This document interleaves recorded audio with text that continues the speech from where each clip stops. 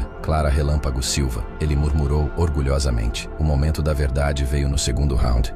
Verônica, já ofegante e com o rosto marcado, percebeu que havia cometido o maior erro de sua carreira. Suas postagens arrogantes nas redes sociais continuavam sendo compartilhadas, mas agora os comentários haviam mudado completamente de tom. Verônica, apanhando de uma amadora. Cadê a campeã mundial? Essa brasileira está destruindo ela. Rafael, seu empresário, gritava instruções frenéticas do canto, mas Verônica mal conseguia ouvi-lo por causa do rugido da multidão, que agora torcia abertamente contra ela. Foi quando Clara decidiu mostrar suas verdadeiras cores. Relâmpago nunca foi só um apelido, ela disse calmamente, aproximando-se de Verônica, que recuava contra as cordas. Era um aviso. A combinação que se seguiu foi tão rápida que as câmeras dos celulares mal conseguiram capturá-la. Jab, cruzado, gancho, uppercut. 4 socos em menos de 2 segundos, todos se conectando com precisão cirúrgica. Verônica desabou no tablado como um prédio demolido. A academia explodiu. Pessoas gritavam, aplaudiam, filmavam tudo para as redes sociais. Verônica tentou se levantar, mas suas pernas não respondiam. Pela primeira vez em sua vida, a invicta campeã mundial havia sido nocauteada por alguém que ela havia chamado de projeto social. 10, gritou Tomé, arbitrando a luta. Nocaute! Clara caminhou calmamente até o canto onde Verônica estava sendo atendida. Você disse que queria me dar uma lição, ela disse suavemente. Espero que tenha aprendido que respeito não se conquista com a cor, a nacionalidade ou a conta bancária. Conquista-se com o caráter. Verônica olhou para Clara com os olhos mareados de lágrimas de humilhação e, pela primeira vez, algo que poderia ser respeito. Rafael correu para verificar o celular de Verônica. Seus stories debochando de Clara haviam viralizado, mas agora por razões completamente diferentes. Milhares de comentários ridicularizavam sua arrogância. Verônica sendo destruída pela pessoa que ela chamou de amadora. É o que acontece quando o preconceito encontra a realidade. Clara Relâmpago Silva acabou com a carreira da Verônica em 3 rounds. Meu Deus, Verônica, Rafael disse, mostrando-lhe o celular. Você precisa ver isso. Sua conta perdeu 100 mil seguidores na última hora. Os patrocinadores estão cancelando os contratos. Verônica pegou o celular com as mãos trêmulas. Sua última postagem debochando de Clara havia se tornado um memorial para sua própria humilhação. Os comentários eram impiedosos. Quem ri por último, ri melhor. A brasileira deu uma lição nessa racista. Relâmpago Silva, Verônica arrogante. Tomé se aproximou de Clara, que era celebrada por toda a plateia. Relâmpago, posso te perguntar uma coisa? Claro. Por que você não contou a eles quem você realmente era desde o início? Clara olhou para Verônica, que ainda era ajudada a se levantar, completamente derrotada física e emocionalmente. Porque às vezes, as pessoas precisam cavar a própria cova, antes de entender o tamanho do buraco em que se meteram. Antônio abraçou a sobrinha orgulhosamente. Você ainda é relâmpago. Não, tio, Clara respondeu, observando Verônica ser retirada da academia sob uma chuva de comentários sarcásticos. Relâmpago era quem eu precisava ser para sobreviver. Hoje, eu mostrei quem eu realmente sou. Alguém que não aceita desrespeito, mas que luta pela dignidade, não pela crueldade. Enquanto as câmeras continuavam gravando e os vídeos do nocaute viralizavam nas redes sociais, uma pergunta pairava no ar. Uma única luta poderia reescrever não apenas 2 carreiras, mas a maneira como uma comunidade inteira vê o preconceito, o privilégio e a verdadeira medida da força humana. 3 meses depois, o contraste não poderia ser mais brutal. Verônica Azevedo, outrora uma campeã mundial invicta, sentava no modesto apartamento que havia alugado depois de perder sua mansão em Miami. Seus patrocinadores haviam cancelado todos os contratos após o vídeo viral atingir 50 milhões de visualizações em uma semana. Verônica Azevedo sendo destruída pela mulher que ela chamou de amadora havia se tornado o meme mais compartilhado do ano, transformando sua arrogância em uma piada global.